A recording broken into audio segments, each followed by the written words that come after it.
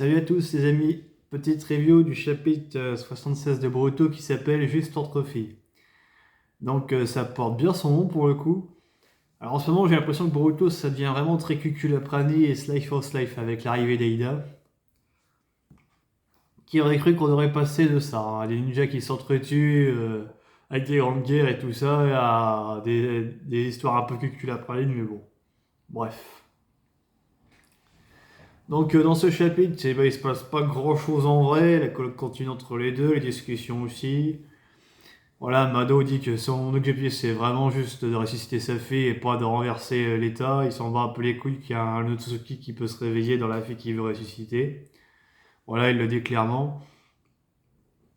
Naruto a une position un peu bizarre parce qu'il dit moi mon rôle c'est juste de protéger le village, après le reste je m'en occupe pas, enfin c'est un peu en mode ok, chacun fait ce qu'il veut, c'est ok, pourquoi pas.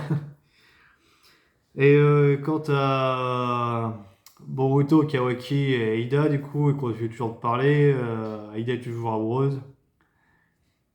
On apprend aussi que du coup. Qu'est-ce qu'on apprend déjà? Ah, là, j'ai perdu dans le chapitre, là, je suis perdu. Bon, ça devait pas être choquant en tout cas. Il se passait pas grand-chose dans le chapitre. Momonosuke commence toujours à parler à Boruto. Et d'ailleurs, il laisse sous-entendre que les flashbacks qu'il a vus, enfin les images qu'il a vues, c'est plus ou moins ce qui va se passer à l'avenir. Donc peut-être qu'il a un pouvoir qui permet de voir le futur, ça serait intéressant. Et on voit d'ailleurs à la fin du chapitre que Kawaki a découvert que Momonosuke est réveillé en Boruto. Donc est-ce qu'il y a un fight entre les deux ou une session, on ne sait pas. De toute façon, on arrivera bien à un moment à Boruto Shippuden. Voilà, et pendant ce temps-là, il a demandé une chose un peu surprenante. Il a demandé est-ce que ça manque de filles, est-ce qu'on peut en faire venir. Donc ils font venir Sarada et puis la déléguée de Clash, je crois, ça s'appelle comme ça, l'autre meuf. Donc ils sont tous les trois dans un lit en train de serrer un oreiller puis se raconter leurs histoires entre filles, entre guillemets. Enfin, en tout cas, il raconte son amour pour Kawaki et son jet sans tabou. Sarada et la déléguée sont un peu en mode mission, on ne la regarde pas, on essaie de la jouer cool, etc. Et pendant un moment d'ailleurs, Sarada a remarqué que même en la regardant dans les yeux, elle n'était pas absorbée par son pouvoir. Donc est-ce que son pouvoir ne marche pas sur les filles? Je me rappelle plus si ça marchait sur les filles, sur les autres chapitres ou pas, je me rappelle plus. Je vous avouerai que ça fait un petit moment que j'ai pas fait des reviews de Boruto. Bref, après, et puis à un moment, Momonosuke d'ailleurs sort dans la tête de Boruto qu'il a compris comment fonctionnait son pouvoir de séduction. Donc on va sûrement avoir une explication dans le prochain chapitre, ce qui serait pas mal et cool.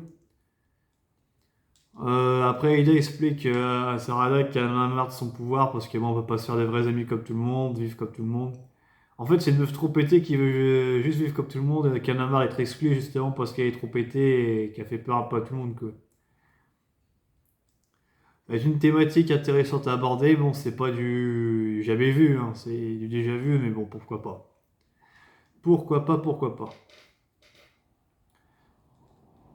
C'est marrant parce qu'à un moment, Eda lui pose la question qu'est-ce que tu ressens pour Boruto? Enfin, voilà, quel est le lien avec tout ça.